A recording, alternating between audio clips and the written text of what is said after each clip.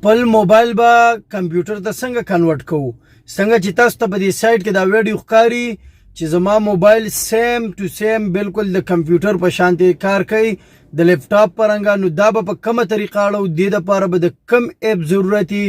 نو په نننۍ ویډیو کې به زه تاسو ته ښیم چې دا به د کم ځای نه موږ ډاونلوډ کوو او په کومه طریقه باندې به دا موږ استعمالو. ویډیو اخري پورې وګورئ. که ویډیو مو خوښه شوه خپلو ملګرو سره یې شیر کړئ او پیج فالو کوي. راځئ چې ځو د سکرین سایټ ته چې پریکټیکلی پوه کړم چې دا لانچر به موږ د کم ځای نه انسټایلو او کومه طریقه باندې به استعمالو. به تاسو خپل پلی سټور اوپن کړئ. خپل پلی سټور کې به رایټ کړئ پی سی لانچر. پی سی لانچر چې کله رایټ کوي نو دا به تاسو ته داسې قسم انټرفیس راوړي. دا فعله چې کوم یو دی کمپیوټر لانچر دا به تاسو کلیک کوئ.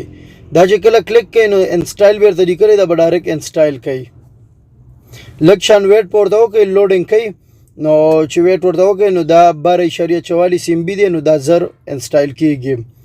نو موږ سره دا دی انسټایل شو. اوس به موږ ته دې ته کې اوپن بټن چې دی دا به ګرین شي نو دا به موږ بیا کلیک کوو.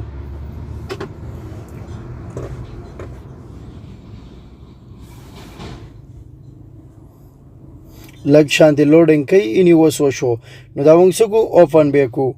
کله چې موږ دا اوپن کوو نو موږ ته به داسې قسم انټرفیس راشي د دې. موبایل به اتومیټیکلی پی سی ته کنورټ شي. نو اینې خیال هم راځي څنګه چې په لیپټاپ کې دا سایټ کې دا دغه راځي یوزر راځي دس پی سی دم ریسایکل بین دا ټول به دغه رنګ راځي.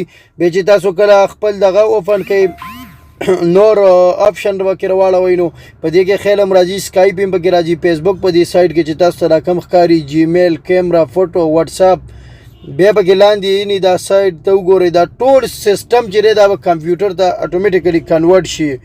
که خیال هم راځي دې خوا ته بیا لاندې کلیک وکړئ یعنې ستاسو هغه ډیټا ایروپلین موډ وای فای بلوټوث فلش لایټ دا څومره آپشن چې دي ستاسو به ټول دا دې سایټ ته راځي. دا برایټنس دا هر څه به ستاسو دې سایټ ته راشي.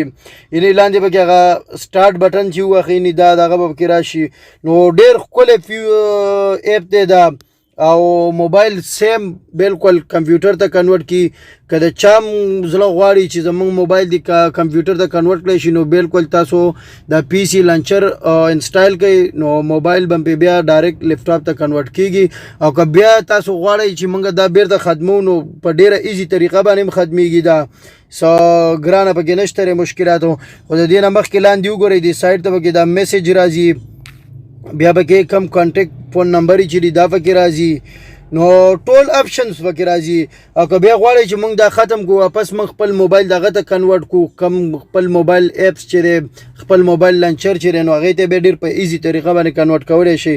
سمپلي به دا منځ کې چې کومه بټن ده دا به کلیک کوئ او تاسو ته به داسې دوه قسمه دغه راواوړي. یو درته لیکلی ون یویل هوم او کمپیوټر لانچر. نو چې تاسو په دې کې کم یو کم پرېږدئ نو هغه به تاسو کلیک کوئ او اټومیټک به واپس واوړي ستاسو دغه ته.